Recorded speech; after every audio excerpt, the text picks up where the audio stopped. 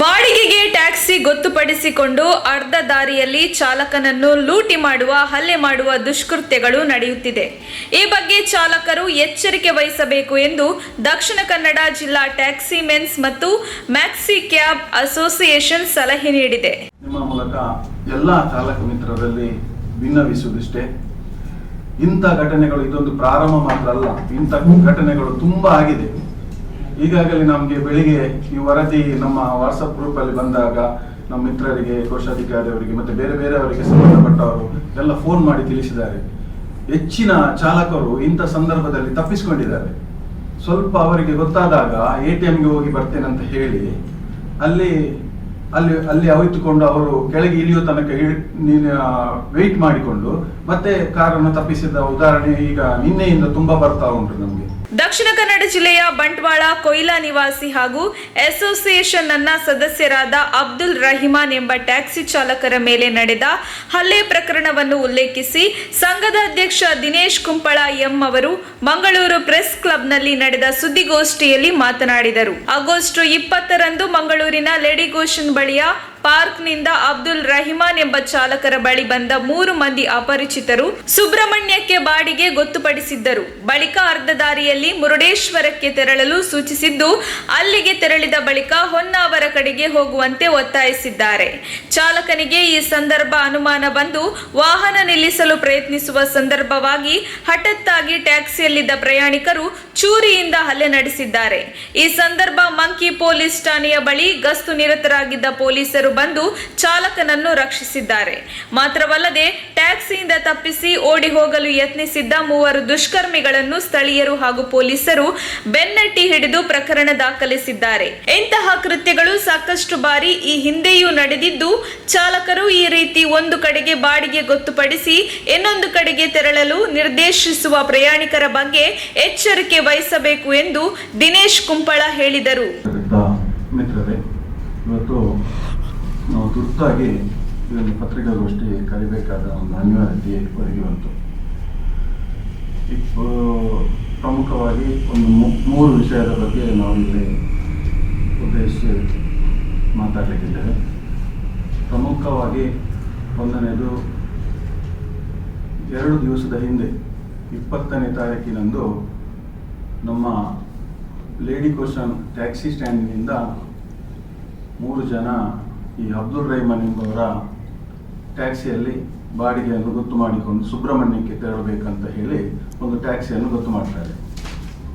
ಸುಬ್ರಹ್ಮಣ್ಯಕ್ಕೆ 2,500 ರೂಪಾಯಿ ಬಾಡಿಗೆ ಗೊತ್ತು ಮಾಡಿ ನಂತರ ಸ್ವಲ್ಪ 2,300ಕ್ಕೆ ಕೊನೆಗೆ ಫಿಕ್ಸ್ ಆಗ್ತದೆ.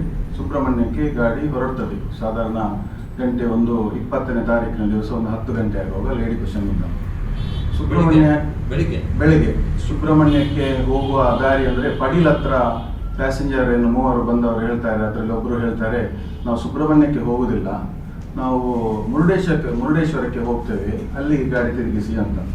ಇವರು 2 ರೀತಿಯ ಬಾಡಿಗೆಯನ್ನು ಗೊತ್ತುಪಡಿಸಿರ್ತಾರೆ. ಕಿಲೋಮೀಟರ್ಗೆ 13 ರೂಪಾಯಿ ಅಥವಾ ಫಿಕ್ಸ್ ಆದ್ರೆ ಇಲ್ಲಿಗೆ 2,300 ರೂಪಾಯಿ ಸುಬ್ರಹ್ಮಣ್ಯಕ್ಕೆ.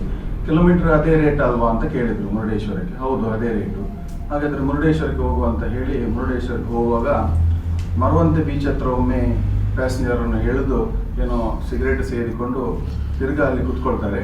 ವೆಹಿಕಲಲ್ಲಿ ಕುತ್ಕೊಂಡು ಮುರುಡೇಶ್ವರದ ಒಳಗೆ ದ್ವಾರದ ಒಳಗೆ ಇವರು ಹೋಗುವಾಗ, ಇಲ್ಲಿ ಬೇಡ, ನಮಗೆ ಹೈವೇಯಲ್ಲಿ ಸ್ವಲ್ಪ ಕೆಲಸ ಇದೆ, ಹೈವೇಗೆ ಹೋಗುವ ಅಂತ ಹೇಳ್ತಾರೆ. ಆವಾಗ ಇವರು ಹೈವೇಗೆ ತಿರುಗಿಸ್ತಾರೆ. ಹೈವೇಗೆ ತಿರುಗಿಸಿ ಎಲ್ಲಿ ಅಂತ ಹೇಳುವಾಗ ಮುಂದೆ ಅಂತ ಹೇಳಿ ಹೊನ್ನಾವರ ತನಕ ಬರ್ತಾರೆ. ಅವರು ಹೊನ್ನಾವರ ತನಕ ಬರುವಾಗ ಗಂಟೆ 2 ಆಗ್ತಾ ಬಂತು. ಇವರಿಗೆ ಹಸಿವಾಗ್ತದೆ. ಆಗುವಾಗ ಇವರು ಹೇಳ್ತಾರೆ, ನನಗೆ ಊಟ ಮಾಡಬೇಕು, ಬೆಳಿಗ್ಗೆಯಿಂದ ಏನು ತಿನ್ನಲಿಲ್ಲ, ನಾನು ಊಟ ಮಾಡ್ತೇನೆ ಅಂತ ನಿಲ್ಲಿಸ್ಲಿಕ್ಕೆ ಅಂತ ಹೇಳುವಾಗ, ಆಯ್ತು ಊಟ ಮಾಡಿ ಬನ್ನಿ ಅಂತ ಹೇಳಿ, ನಾವು ಊಟ ಮಾಡಿದ್ರೆ ನೀವು ಊಟ ಮಾಡಿ ಬನ್ನಿ ಅಂತ ಹೇಳಿ ಇವರು ಊಟ ಮಾಡಿ ತಿರ್ಗಾ ಕಾರಲ್ಲಿ ಕುತ್ಕೊಳ್ತಾರೆ. ಕಾರಲ್ಲಿ ಕುತ್ಕೊಳ್ಳುವಾಗ ಇನ್ನು ಮುಂದಕ್ಕೆ ಹೋಗಿ ಅಂತ ಹೇಳ್ತಾರೆ.